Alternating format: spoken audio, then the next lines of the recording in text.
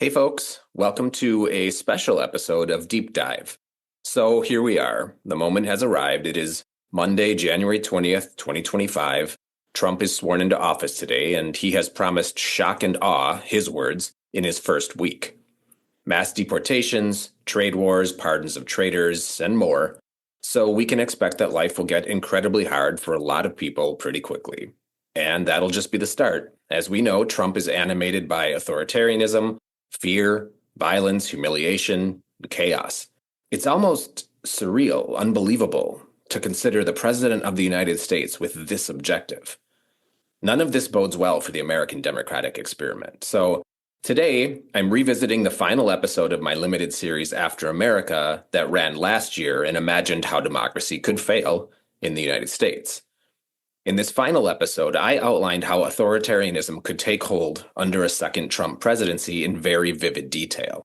The introduction to the episode lays out how it could happen. The remainder of the episode, though, imagines the world after Trumpism fails and how we rebuild a stronger, more resilient American democracy. And this is my message of hope to you on this admittedly very scary, very dark day. Take care of each other, folks. Imagine this America. The streets are quiet, with the eerie stillness of a country that has just emerged from years of authoritarian rule. It's a country exhausted by repression, where neighbors eye each other with suspicion, unsure who had supported the regime and who had resisted. Trump's second presidential term marked the beginning of America's descent into authoritarianism. The regime, propped up by loyalists, rigged elections, and relentless propaganda, maintained control by sabotaging democratic institutions, instilling fear, and crushing dissent. Under this regime, entire communities were torn apart. Immigrants, racial minorities, and LGBTQ+ citizens were scapegoated and subjected to discriminatory laws and policies. People lived under constant surveillance, with militarized police patrolling the streets, arresting anyone who dared challenge the state. Neighbors were encouraged to report on each other. Civil liberties were eviscerated. But now the authoritarian regime has fallen. The dictator is gone, and the scars of those years are not just emotional, but institutional. Democratic structures were hollowed out, courts packed with loyalists, and laws rewritten to benefit the few at the expense of the many. But now, after years of hopelessness, this moment presents an opportunity, an opening to rebuild democracy stronger and more resilient than before, to remake and reconstruct the institutions that were dismantled, to restore the rule of law, and to create systems that protect against future authoritarianism. The country must also grapple with the need for accountability, how to confront those who perpetuated the regime's abuses while fostering reconciliation. The challenge is monumental. What does this even look like? And how, after years of democratic dismantling of institutions and trust, and the corrosive effects of authoritarianism under Trumpist republicanism, do we rebuild a more resilient democratic United States? Welcome to this final episode of After America. I'm your host, Sean C. Fettig. Find, follow, and like Deep Dive with Sean C. Fettig on your favorite podcast platform and on YouTube. And check back every Sunday through September for new episodes of After America, as we examine the precarious state of American democracy, how we got here, and where we might be headed. The clock is ticking. Democracy's at a crossroads, and the time to act is now.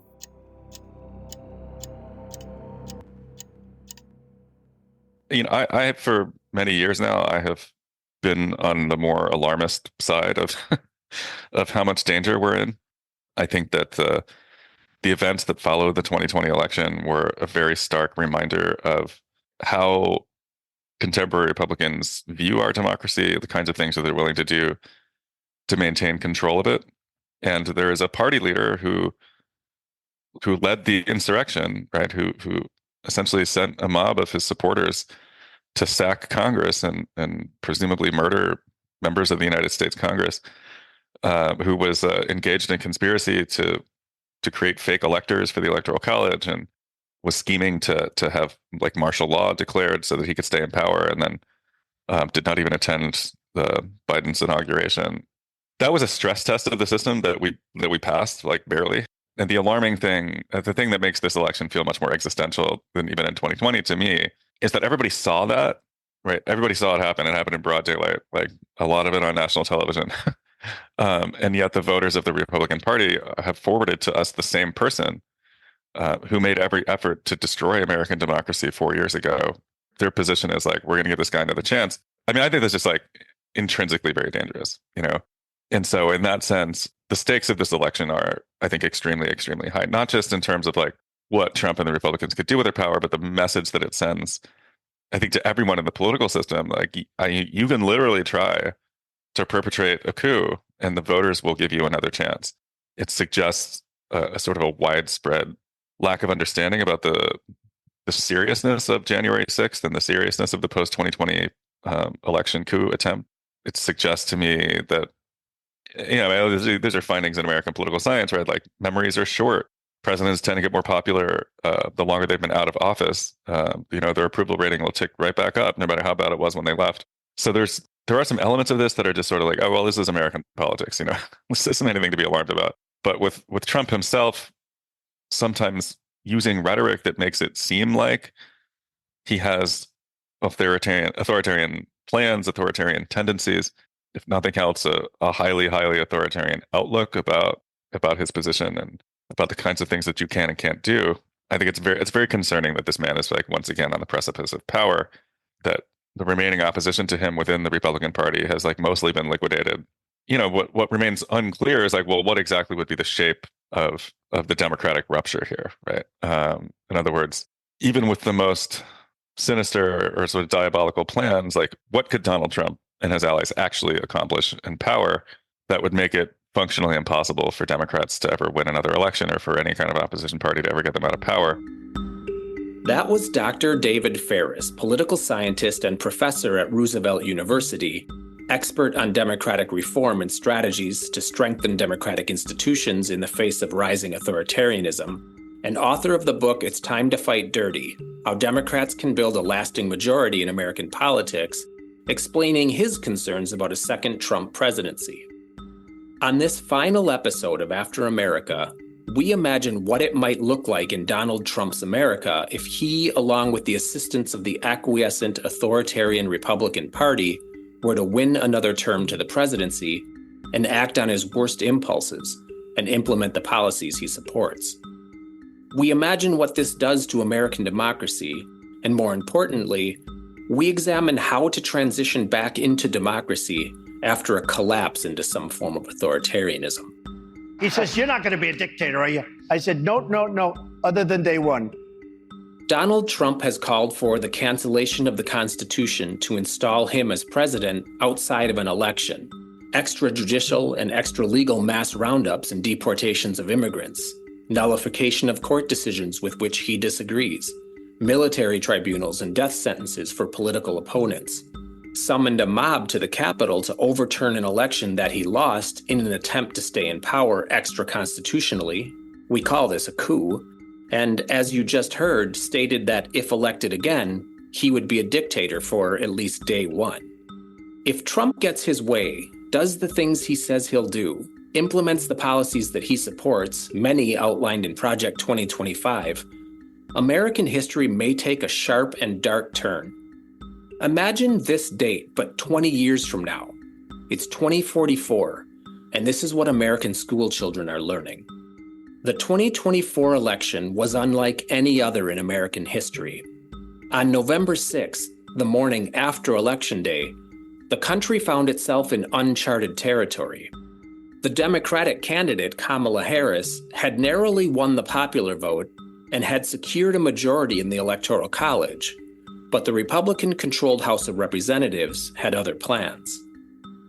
The drama began on election night when the results from several key swing states, Pennsylvania, Georgia, Arizona, and Michigan, despite showing wins for Harris, were delayed due to recounts, legal challenges, and accusations of irregularities. By mid-November, it became clear that despite Harris's edge in both the popular and electoral vote, Republican leaders were already laying the groundwork for a political coup. In the weeks that followed, the focus shifted to a little-known provision in the Constitution, the 12th Amendment. Under this amendment, if no candidate receives a majority of electoral votes, the House of Representatives can decide the election. Each state delegation would have just one vote, regardless of the state's population. The Republicans, having secured control of more state delegations during the 2022 midterms and narrowly retaining that control in the 2024 election, began a coordinated effort to challenge the legitimacy of the electoral results in Pennsylvania, Georgia, Arizona, and Michigan.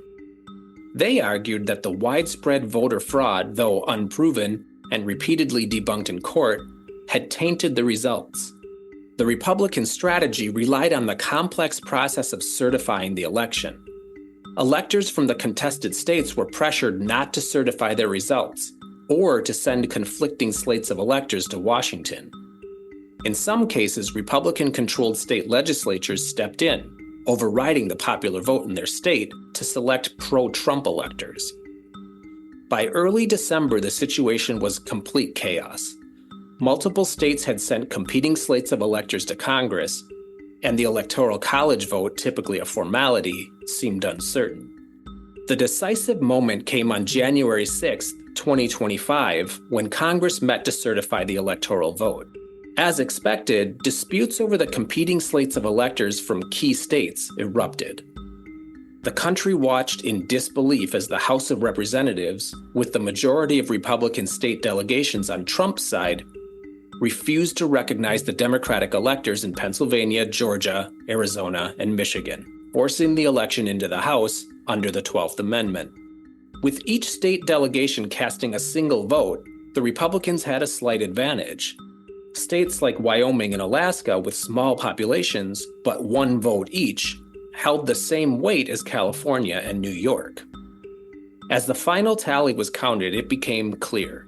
Donald Trump had been awarded the presidency despite losing both the popular vote and the Electoral College. The aftermath was explosive. Protests erupted in major cities, most notably in New York, Seattle, D.C., Chicago, and San Francisco, with many Americans believing the election had been stolen.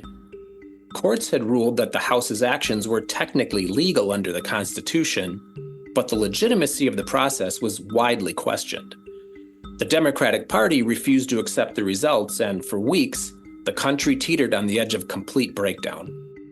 Trump, back in power, claimed his victory as vindication, and emboldened by his victory, Trump vowed in his inauguration speech to overhaul election systems, promising new laws that would secure future elections. No longer constrained by the need to appease voters, he moved swiftly and with precision. Some of his first acts were to dismantle the remaining barriers to unchecked power. The courts were already stocked with loyalists from his first term, but now he had a mandate to complete his takeover, and his hand-picked judges were quick to strike down challenges to his authority, rendering them meaningless. The Supreme Court, once the gold standard of judicial independence, became a puppet of the regime. The rulings that followed were swift and brutal, expanded executive powers, limited protest rights, and decisions that allowed for broad surveillance of American citizens. Dissent, an essential component of democracy, became a dangerous game. The Department of Justice, now nothing more than a political weapon, began prosecuting Trump's critics. Political opponents, including Kamala Harris, Joe Biden, Nancy Pelosi, and even people that had disagreed with Trump from within his own party, Liz Cheney and Mitt Romney, found themselves facing trumped-up charges of treason, their reputations destroyed by a media machine that had fallen under complete state control. Investigative journalists were discredited, harassed, or worse, disappeared. Independent media was squeezed out, their voices drowned in a sea of pro-regime propaganda, and those who dared to speak out were labeled as traitors. The crackdown wasn't just confined to political figures. Ordinary citizens, too, became targets. In the early days of Trump's second term, protesters across the country were met with overwhelming force. Trump deployed the military across the country, and armored vehicles rolled down once peaceful boulevards, and militarized police units arrested thousands. Crowded jails became holding pens for those who dared to oppose the new order, many of them never seeing a courtroom. Protests were declared acts of insurrection, and those who participated faced long sentences or worse, indefinite detention. A new normal quickly settled in where fear was a regular component of daily life. Social media, once a space for free expression, was now a vast network of surveillance. Trump tapped Elon Musk, the owner of X, to develop and oversee implementation of surveillance technology onto all social media platforms. The government's eye was everywhere, tracking dissenters, monitoring bank accounts, listening in on phone calls. People grew cautious of their neighbors, unsure of who might report them for a simple misstep. The rule of law had been replaced by the rule of power, and the power was absolute. Under the Trump regime, marginalized communities suffered the most. Immigrants, LGBTQ+ individuals, and racial minorities became convenient scapegoats for the regime's failings. New laws targeting these groups were passed under the guise of protecting traditional American values. Families were torn apart as immigration raids escalated. Anyone even suspected of being an immigrant, regardless of legal status, were rounded up, placed in hastily built concentration camps, and extrajudicially deported, often having been separated from their families. LGBTQ+ rights were rolled back with alarming speed. Transgender individuals were banned from public spaces, and same-sex marriages were dissolved by the courts. And for Black and Latino communities, the war on civil rights intensified. Surveillance in these neighborhoods became suffocating, and arrests skyrocketed. Elections, once the cornerstone of democracy, became mere formalities. Gerrymandering, voter ID laws, and outright disenfranchisement ensured that Trump's political opponents never stood a chance. Every election that followed his second term was nothing more than a coronation. The illusion of choice was maintained, but the outcome was preordained. It was a system designed to perpetuate itself. As the years passed, the American people adapted to their new reality. Some, particularly those who had benefited from the regime's policies, supported the authoritarian order. Others lived in quiet submission, too fearful or apathetic to resist. But authoritarianism is a fragile beast. The system, built on lies and oppression, began to crumble from within. Corruption within Trump's inner circle grew rampant, and the cracks in the regime became impossible to ignore. Meanwhile, the American people, facing economic decline and constant repression, began to agitate. Protests, having been banned years earlier, once again erupted, this time larger and angrier than even those protests that occurred immediately following the 2024 election. International pressure, which had been mounting for years, reached a tipping point, and the regime, so seemingly unshakable, collapsed almost overnight. Now, as the dust settles and America stands on the precipice of rebuilding, the wounds left by authoritarian rule are visible. Trust in government and institutions is shattered. The courts, the press, and civil society show the strain of years of abuse. Communities are divided, left grappling with resentment and fear that was sown during the darkest days of authoritarianism. So the future is uncertain, but the opportunity to rebuild is within reach.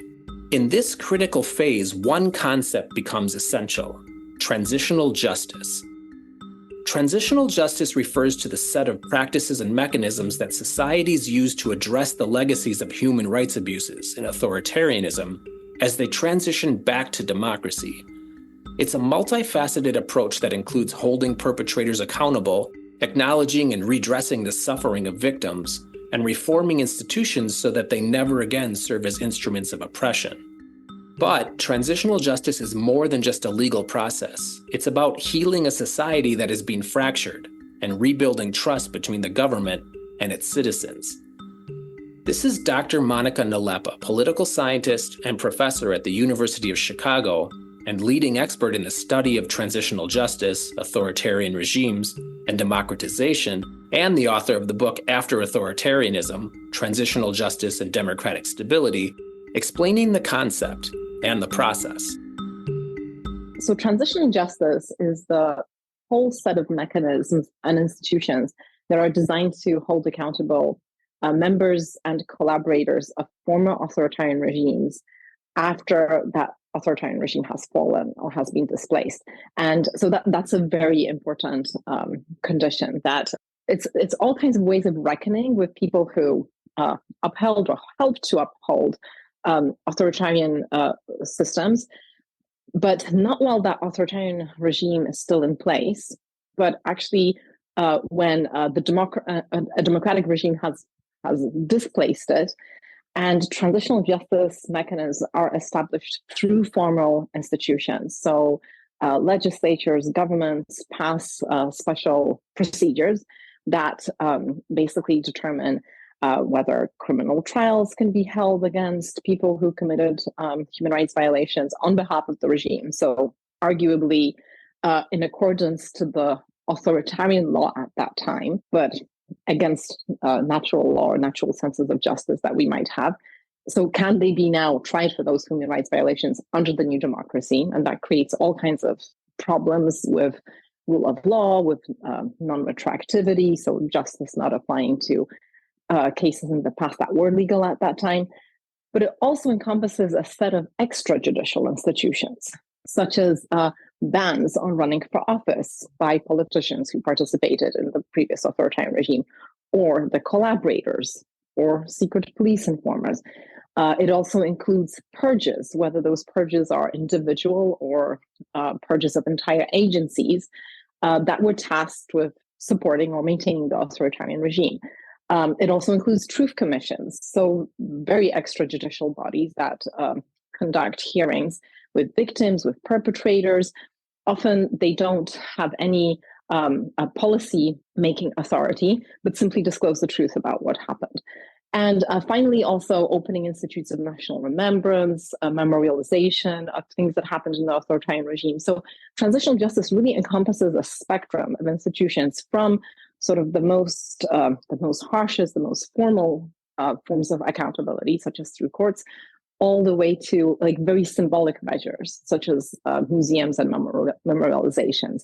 But the thing that has to be stressed here is that there needs to be like this moment of the authoritarian regime actually ending, and that these institutions themselves have to be sanctioned by democratic bodies. So what is not an example of transitional justice?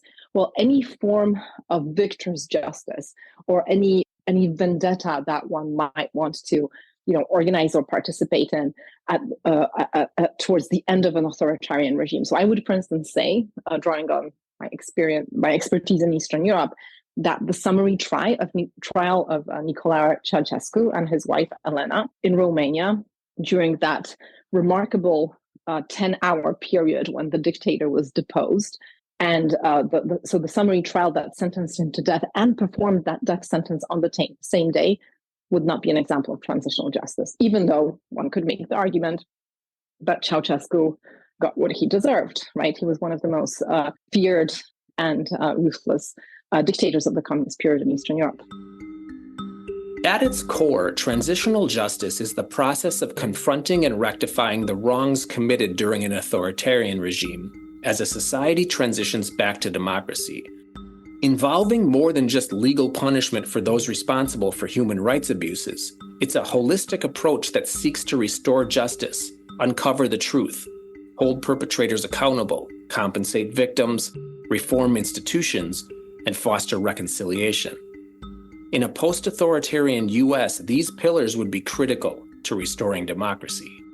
Here's Dr. Nalepa explaining the importance of transparency in transitional justice. I'm going to say transparency mechanisms. They can be referred to differently. So Jon Elster, for instance, calls them forward-looking and backward-looking transitional justice mechanisms. So backward-looking would be the ones where you punish people for things that everybody knows that they did, they happened in the past, and the punishment or sanction is to make things whole by making the punishment match the crime. Forward-looking transitional justice, on the other hand, is not so much a correction to an offense that happened, but it's supposed to make the democratic future better. So transparency mechanisms fulfill that because they they reveal information that is that potentially could be used as blackmail, and so make, for instance, for more honest politicians. So if all politicians that are running for office, if the truth about the nature of their collaboration with the former regime has been disclosed, then there are no politicians that can be blackmailed with that information, because that information is out in the open. One could make a similar argument actually about truth commissions, that they fulfill a similar role, except that they actually reach a much broader spectrum of society, because they don't only reveal the truth about politicians, but about people in various walks of life. So I would say that transparency regimes are if I were to choose, between these backward-looking and forward-looking transitional justice mechanisms, I would place my bets on forward-looking transitional justice mechanisms and just in general transparency regimes. Formalized truth-seeking is another critical step in transitional justice. After years of authoritarian rule where abuses were hidden or justified by the state, it's vital to document the full extent of those crimes. A truth commission, similar to South Africa's Truth and Reconciliation Commission after apartheid, would be an essential tool in this process.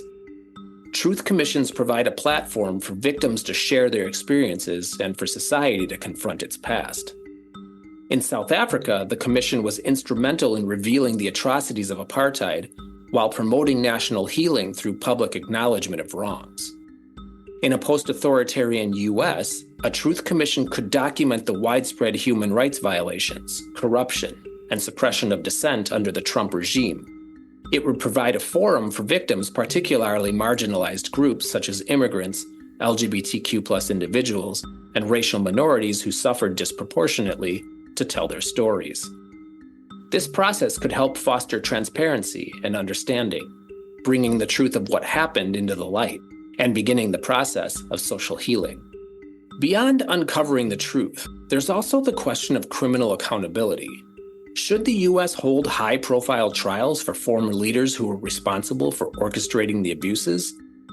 The answer, in many ways, depends on the balance between justice and social stability. In previous transitional justice efforts, such as the Nuremberg trials after World War II, criminal prosecution played a critical role in holding Nazi leaders accountable for crimes against humanity. Similarly, in Argentina, military leaders were tried for the thousands of disappearances during the country's dirty war. In a post-authoritarian US, criminal trials would likely focus on prosecuting those responsible for the gravest offenses, whether war crimes, crimes against humanity, or widespread corruption. These trials would serve as a clear statement that no one is above the law, and that abuses of power will be met with justice. However, there are risks. Overly punitive measures could deepen social divisions, especially if supporters of the former regime see these trials as politically motivated. As a result, balancing accountability with reconciliation is essential. In addition to criminal accountability, reparations could be offered to victims of the regime. Reparations can take many forms: monetary compensation, symbolic acts, or restorative measures. In the US, marginalized communities that were specifically targeted under the authoritarian regime, such as immigrants, people of color, and LGBTQ+ individuals, would need some acknowledgement and perhaps reparations. For transitional justice to be effective, institutional reforms are also critical. The very institutions that enabled authoritarianism, courts, law enforcement, the media, must be reformed to prevent a return to such abuses. Strengthening checks and balances, ensuring the independence of the judiciary, and reforming the electoral system to make it more transparent and inclusive are essential steps in rebuilding trust. In a post-authoritarian US, the Supreme Court and lower courts, many of which had been stacked with Trump loyalists, would need reform to restore impartiality. Electoral reforms might include ending gerrymandering, creating stronger voter protections, and introducing more transparent election monitoring. Finally, there's the critical task of reconciliation. The authoritarian period would likely have left the US deeply divided, with some citizens staunchly supporting the regime and others having resisted. A national reconciliation process would aim to bridge this divide, fostering dialogue and understanding between opposing sides. This could involve community forums where citizens from different political backgrounds can share their perspectives in a constructive manner, or national initiatives that focus on rebuilding social cohesion. Reconciliation doesn't mean erasing accountability, but it does mean finding ways to coexist peacefully in a pluralistic democracy. Ultimately, transitional justice is about more than punishment. It's about rebuilding a society on principles of fairness, transparency, and human rights. It's important to note that transitional justice, when misapplied or applied without true commitment, can also fail. A clear failure of transitional justice can be found right here in the United States, in the aftermath of the Civil War. Rather than pursuing a comprehensive justice process, the Reconstruction period was marked by incomplete reforms, missed opportunities for racial reconciliation, and ultimately, a retreat from accountability. Former Confederate leaders were not held to account in any meaningful way, and the South was allowed to implement laws and policies that reinforced white supremacy and oppression, including Jim Crow laws. The failure to punish Confederate leaders and the quick reintegration of Southern states without significant institutional reform left the legacy of slavery and racism largely unaddressed. This is Dr. Nalepa again explaining this failure. I like the example of the United States because for many years, it's been very hard for me to convince American political scientists that transitional justice is a legitimate subfield and that we should be talking about dealing with regimes. And this is an important question, not just for nascent new democracies, such as the ones that emerged in the third wave, but also ones like you said yourself, the very sort of like gradual transitions. But the lack of this clear demarcation point, right, that makes it hard to figure out, okay, so when is the right moment for transitional justice? And so clearly at some point between the late 18th century and now the United States democratized, we basically have universal voting rights and universal right to contest the elections. Anybody can run for office, of course, having secured enough funding for campaigns. But when you include local office, it's actually, I wouldn't say fairly easy, but it's fairly possible to run for elections. But it seems that because of the most atrocious undermining of rights happened so far in the past, the opportunities for transitional justice are now very limited, right? So you very correctly identified, the end of the Civil War as the right moment.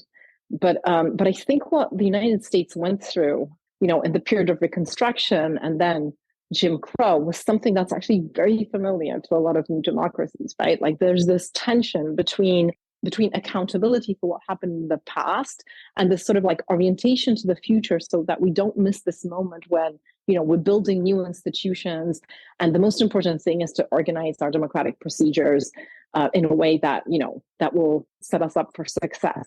So this is a very, very familiar tension. And, we saw it in various third wave transitions to democracy, from Spain. In Spain, actually, there was a formal institution, the Pact of Forgetting, where elites made these mutual promises that, we won't investigate what happened during the Civil War, you won't investigate what happened under Franco, and we'll all just focus on, building a new Spain.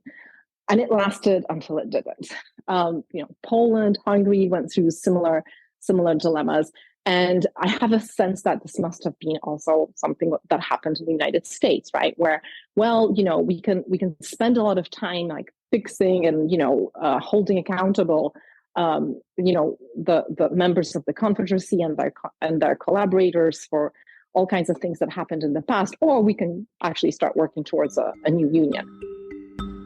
This failure of transitional justice allowed for the reestablishment of white dominance in the South, the disenfranchisement of African Americans, and the perpetuation of racial violence, including lynching and segregation. The country failed to reconcile the deep divisions between North and South, and the consequences of this are still felt today in the form of systemic racism and political polarization. This failure can have disastrous consequences. Dr. Nalepa explains why. But clearly, there are lots of grievances that were not dealt with. And now Well, those who are directly responsible for those grievances have died. Those who are victims of those grievances have also died. And it seems that all that is left is basically compensating victims, their descendants, and telling the truth, right? So it's not that, that transitional justice options such a long time after the transition actually happened are impossible. There are just fewer of them. And, and they might not be fully satisfactory. And, and even in those cases, what we see right now, the backlash against, teaching critical race theory, the whole banned books movement, it just shows how even in those, I want to say, low-cost transitional justice institutions, right? Like nobody's throwing anybody in jail. Nobody is, taking property away from, I don't know, those who inherited wealth because of unjust institutions and giving them to victims. But there's still a lot of backlash. So just the fact that transitional justice institutions were not implemented and that transitional justice did not take place doesn't mean it doesn't come to haunt us later in the future. Because in this country, there clearly is a demand for transitional justice. Often it's called, demands for racial justice, but I see this as, part and parcel of the same set of institutions. The successes of transitional justice show that accountability, truth, and reconciliation can help rebuild societies and prevent future authoritarianism or conflict. However, failures like those after the American Civil War highlight the dangers of prioritizing unity over justice, allowing deep societal wounds to fester. A thorough, honest reckoning with the past is crucial to creating a just and lasting peace. Should the United States experience a slide into authoritarianism under Donald Trump and the Republican Party, it's clear that transitional justice holds the key to eventually rebuilding a nation that will have been scarred by repression, division, and fear. Years of unchecked power, the silencing of dissent, and the erosion of civil liberties will have culminated in a fractured society, with trust in democratic institutions at an all-time low. But transitional justice offers a roadmap for healing. Truth-seeking, criminal accountability, reparations, institutional reform, and reconciliation are the pillars that will allow the United States to confront its past and build a stronger future. There are also some concrete mechanisms that future builders of a newer, better American democracy will have to consider in crafting a new political system, a new constitution. And in doing so, they can certainly learn from some of the weaknesses and the vulnerabilities that have contributed, even been exploited, to dismantling democracy in the United States. Dr. Alistair Smith, political scientist and professor at New York University, expert on political leadership, authoritarian regimes, and the intersection of politics and economics, and co-author of The Dictator's Handbook, describes some of these vulnerabilities. I find the concerns we should have in the United States at the moment are a lot more about packing judiciary and allowing votes to be counted and discounted. The need for ID that is designed purely to keep people who have a legitimate right from voting. I think those are much more serious concerns than some of these sort of global issues, and we should be very attentive to those. But I think that very few people want to go along with eroding political rights. Of course, there are very simple ways to increase the accountability of the US government. Getting rid of the Electoral College would massively improve the incentive of the president to work for the United States people instead of appealing to the middle-of-the-road voters in a handful of states, which is the current situation we have. But getting such rules to pass is extremely difficult given the constitutional rules. There's a lot of pushback at the moment against party gerrymandering, and I think that's a phenomenal way to improve accountability. We could change primary rules that would actually greatly improve the ability of voters to speak their mind and make political leaders much more accountable to the voters. I'm not going to say it can't be improved, and it could be. It's been a phenomenal political system. We just have to look at the level of economic growth and enfranchisement improvements over the years. But there are easy fixes. Of course, always with these things, it's not that we don't know a better solution. It's how do we get better solutions in place? I think a lot of these things is we should, in some sense, grandfather in rules. We want to get rid of the electoral college, but let's have a constitutional rule to get rid of it in 30 years, because states don't know if they're going to be the marginal ones that the president's going to want to kiss up to in 30 years' time. So getting rid of a rule that privileges a few states is not something those few states will want to veto now, but in the current politicians have much less interest in vetoing that in the future. So we can improve the US system of government. The question is finding ways to get it done that is in the interest of the current politicians through whom the system needs to be changed. Democracy is fragile, and this authoritarian period in America reminds us how quickly freedoms can be stripped away. This is Stephen Marsh, novelist, essayist, and cultural commentator, known for his works on politics and culture, including The Future of Democracy and the Decline of American Political Stability, and author of the book The Next Civil War, discussing how our first American president feared this current political environment. Well, the most extraordinary document that I read during the entire process of writing The Next Civil War was George Washington's farewell letter, which used to be read out loud in school. Children memorized it like they memorized the Bill of Rights and the Declaration of Independence and so on. It's a truly extraordinary document because Washington predicted exactly what just happened. I mean, he spelled it out so clearly what the danger was that it's almost like, well, you should have taken, like, you knew there was a flaw in your system, right? Like you should have worked out some way out of this.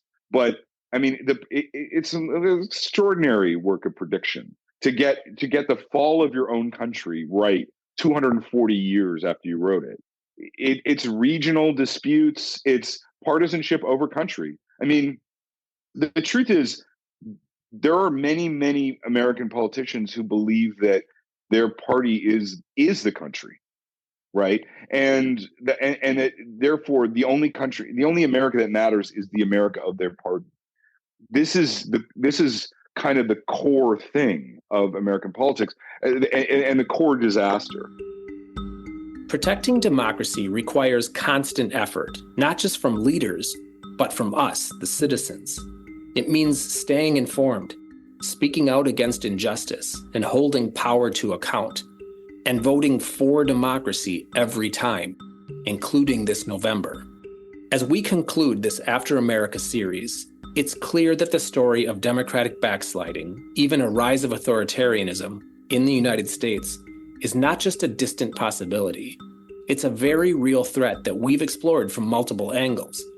From the language of othering and demonization under Republican Party leadership, to right-wing media echo chambers that encourage and promote polarization, to the erosion of democratic norms, to the weaponization of misinformation, to how evangelicals have abandoned Christian values to become soldiers for Trump, to the ways in which Republicans have stacked the courts with right-wing ideologues, to the empowerment of far-right militia groups and the rise of political violence in American politics, to Donald Trump's coup attempt in January of 2021. This series has painted a picture of a country on the brink. But more importantly, it has shown us how a nation might fall, warning signs to look for, and in today's episode, how it could rise again. We've looked into the history of authoritarian regimes across the globe, using the lens of countries like Hungary, Russia, Germany, and the Roman Empire to understand the patterns that lead to democratic collapse, and more critically, the efforts required to rebuild. We've explored how institutions, once the protectors of freedom, can be hollowed out and transformed into tools of repression. But we've also seen that authoritarianism, while deeply destructive, is not invincible. Power struggles, corruption, and popular unrest can topple even the strongest regimes. And today, we've examined the concept of transitional justice that is central to understanding how a post-authoritarian America could begin to heal. Truth-seeking, accountability, and institutional reform are not just buzzwords. They're essential pillars for a nation that has endured authoritarian rule and seeks to restore democracy. The future of America will depend on its ability to learn from its past. And while this series has imagined the collapse of democracy, it is a reminder of the resilience of democratic ideals. The road to recovery, whether that begins now or out of the ashes of a burned-out democracy sometime in the future, will be long and it will be difficult. But with dedication to justice and transparency and unity, America can emerge stronger than before. It is our shared responsibility to ensure that the next chapter in this story is one of renewal and hope. So vote to save democracy in the United States this November 5th. And join us next week as our flagship series, Deep Dive, returns with a special episode with all of the contributors to After America over these past 12 weeks, discussing how much hope, if any, they have in the resilience, in fact, the continued existence of American democracy. And as a final scrap of food for thought, a final warning, really, I'm going to leave you with Dr. Ferris's thoughts on the American capacity to sleepwalk into authoritarianism.